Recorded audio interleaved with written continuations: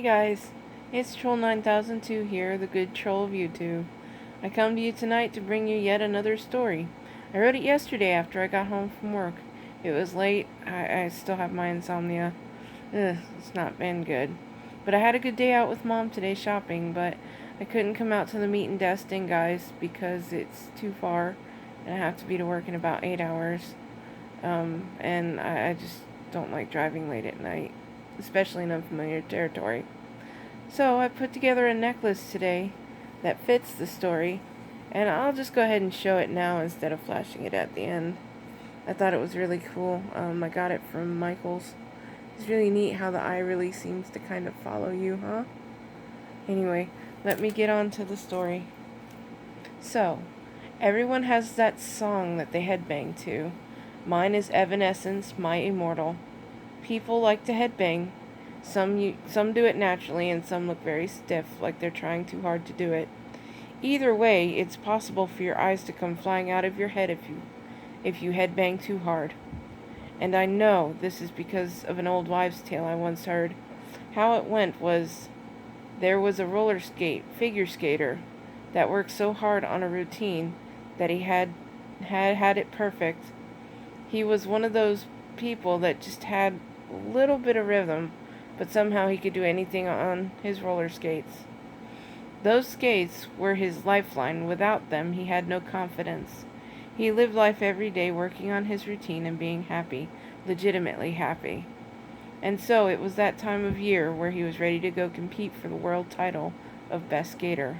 Now, we're not talking ice skating, we're talking roller skating, quad skating, figure skating on 8 wheels on a hardwood floor. Whew! I can't figure skate, but I sure do like skating on a hardwood floor. If you've never seen it, it's amazing. And he was amazing too. CJ just stole the show with his routine. He nailed every move. The routine was perfect. CJ was not a party guy. He was serious all the time.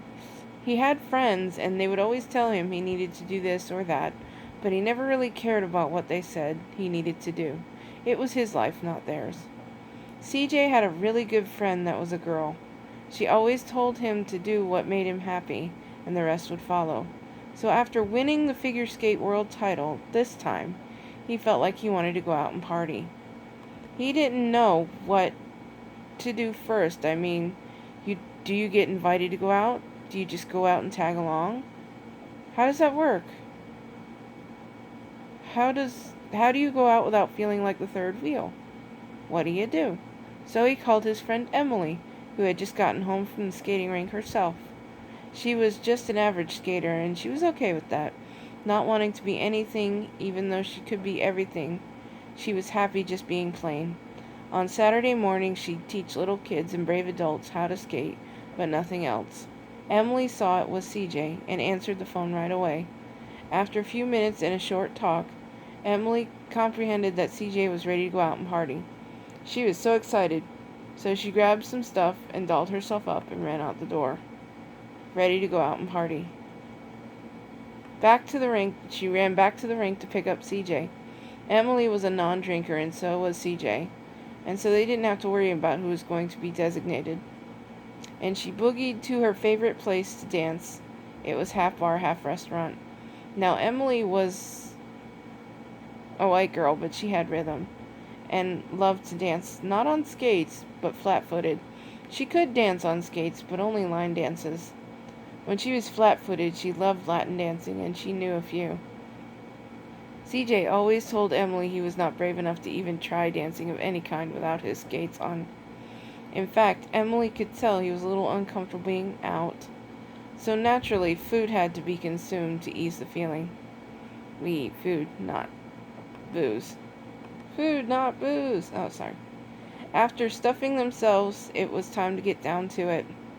After about a half an hour around the floor and doing a couple of line dances, poor CJ just sat there and observed.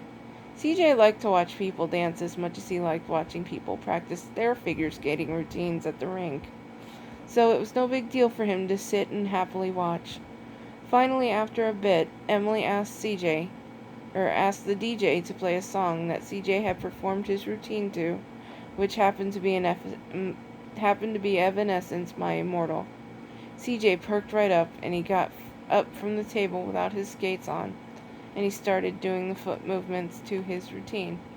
And he looked amazing, and he came right out to the floor with Emily, who had been to every practice and supported CJ through every routine, not for anything more than because she loved her friend in a way she could never explain. She danced the routine with him. The crowd was on the floor, made a hole so the kids could dance together in the middle, and the crowd just watched.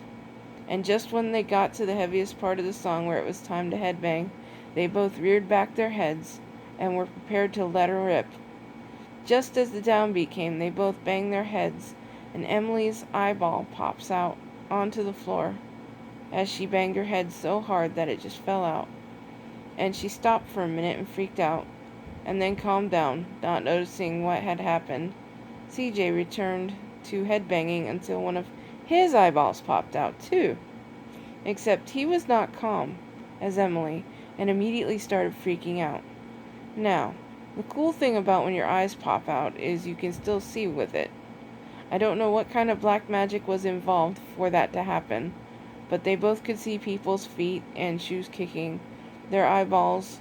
The shoes were kicking their eyeballs where they were flying to, so they both hit the floor literally, hands and knees, searching for the shoes they see, but their eyes keep going flying left to right. Oh great, it's the Cupid Shuffle. We're gonna be here all night. What do we do when we get 'em back? Emily said to CJ. Good question.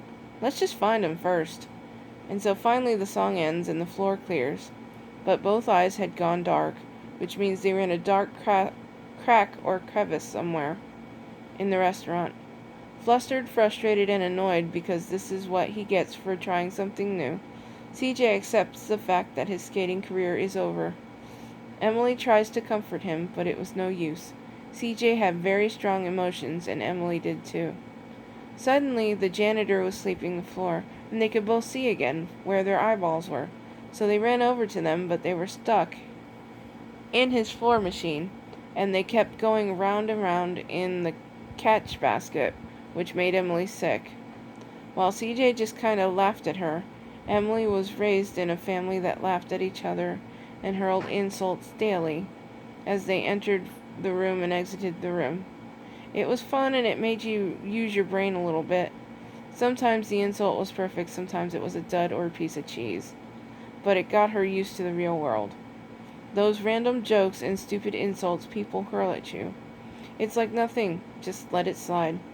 Anyway, Emily sat down because she was sick from what her eye was seeing and going round and round and round. It wouldn't have been so bad if she could have just closed it. But she closed her lids and nothing happened. CJ tried to talk some sense into the janitor and let them empty his trap on the machine, and the janitor was rude and just wanted to get his work done and go home. But he said after he was done they could have it at it. Hours went by. Emily wasn't worried. She knew it would all work out one way or another. So they sat there for a few minutes poking fun at each other, figuring out names they could have, only having one eye. CJ said he wanted to be called Cyclops, like the X-Men, and Emily spouted out a name that once it was out there was no going back. Winky! Now I know my fan base, and y'all just need to get your mind out of the gutter, please. This is a G-rated channel for the most part. Think of wink, please, not a winky. CJ freaked out and said, I can't see anymore. Emily said, I see fine. And the janitor pulled the machine up and said, you have 5 minutes to go through this. Oh, by the way, I'm not showing you how to get into it. Luckily, Emily worked for a floor cleaning company with machines just like this, so she knew what she was doing, and she was snatched the eyeballs, and left it apart because the janitor could put his own machine back together for being so rude. Anyway, she had the eyeballs in her hand, and they went immediately to the ER to see if anything could be done to restore them back to the sockets. The doctor laughed at them, which Emily didn't take kindly to, and she gave him a piece of her mind that brought the doc back to real life. He immediately got to work knowing and seeing what had happened to CJ's eye, it had been impaled by a really short, stiff gray hair. The doctor asked whose eye went with whom, and knowing full well what she was doing, Emily handed the doctor her good eye, and Doc basically knocked out CJ, plugged in the eye, and sent him to a private hospital room. Did the same thing with Emily. After a few days in a coma, CJ and Emily woke up in the same room. It was a private room, and their families were there, waiting on them to awake. CJ woke up first and was surprised he could see out of both eyes, as he thought he had lost one.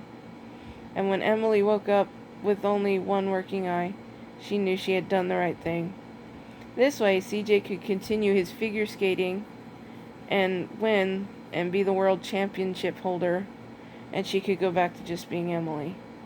With only one eye to see the world disappoint her. Emily was so happy to know that CJ would never find out about the switch, kind of like those kids that get switched at birth in the hospitals, and nobody ever knows until it's too late. They were released from the hospital, and Emily needed to be alone for a little bit, and CJ got back to training. Emily didn't hear from CJ for a long, long time, and she figured he was just training. Understanding everybody, every now and then, she'd catch him on TV doing his thing, and it seemed like since he got her eye, the blood that pumped the rhythm through her body was now in his body, 'cause the boy had some rhythm, and he nailed world records and was so generous and amazing, it made Emily miss her friend. But what Emily didn't know was that a month or two after the accident, CJ actually sued the janitor and the company for being a jerk and causing damage to Emily's eye. CJ won the suit, but he wanted to tell Emily in person. So when Emily was at work one day having a freakishly horrible bad day due to customers and such, CJ appeared and Emily just started to cry. A little bit, of course, not in front of CJ. That's something you don't do in front of people unless at a funeral. And a great big hug ensued. Emily just held on to her friend, telling him how amazing he was on the skate floor, and watching him skate was the biggest highlight of her day. And every time he did a triple lutz or a split, she was right there at the TV cheering him on. And he thanked her for being such a great friend and apologizing for being so seemingly distant, but he was training and didn't have time.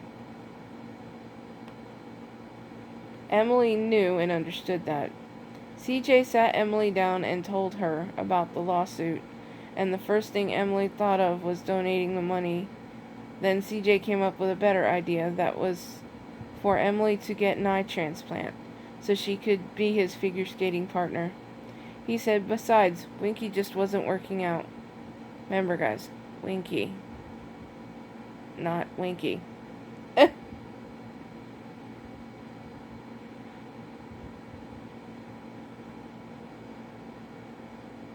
And so Emily agreed, and they sought out the same doctor that did CJ's surgery, and they found a donor that had passed away of natural causes. Wing, bang, boom.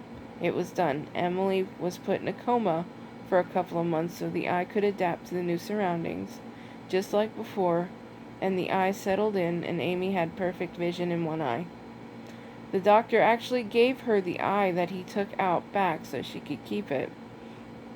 And so she joined CJ on his tour routine and his championships, and just like he did on his own, they won every single championship and set many world records and took all the world titles for couples figure skating. And they even went down in the history books and the Guinness Book World of Records. For Emily, it was still always about her friend, and she always made sure from then on they wore goggles when they headbanged, so their eyes would never leave them again. After the prize money and the leftover lawsuit money was counted, turns out CJ and Emily were the richest humans in the world. Not only did they get to hang with each other all the time, but they never had to worry about finances. They moved out to the woods last time I heard. They lived in New Hampshire, where the skating rinks were beginning to take off again with amateurs. Emily went back to teaching beginner skating on Saturday mornings, and CJ turned to street skating, and he was amazing at that too. They lived the rest of their lives normal like everyone else, and even when they were in their 90s, still did a skate duet every now and then on the floor, but never forgot the goggles when they headbanged. One time, Emily hit the headbang so hard that she had to be put in traction for months, and CJ just had to be in traction for watching it. Good times. Finally, at age 106, they both passed away, never having married or been with anyone else. But they had raised skaters that continued on the legacy of figure skating, and from heaven, people still say that Emily and CJ watched the newbies. CJ never knowing what Emily had done for him, and Emily just happy to help a friend. Guys, I know I write weird stories. But I find this one near and dear to my heart. Even though the characters are fictional. I think just the fact that I found this today kind of just cements it. I hope you enjoyed my story. Please don't forget to comment, hit the like button if you dare, subscribe. Ring the bell for notifications if you wish. Have a great weekend. Hope to see all the live streams that are going on this weekend. Everybody that's traveling, have safe travels home. I'm praying for you. If you need prayers, let me know. Just holler. I'm here for you. Take care.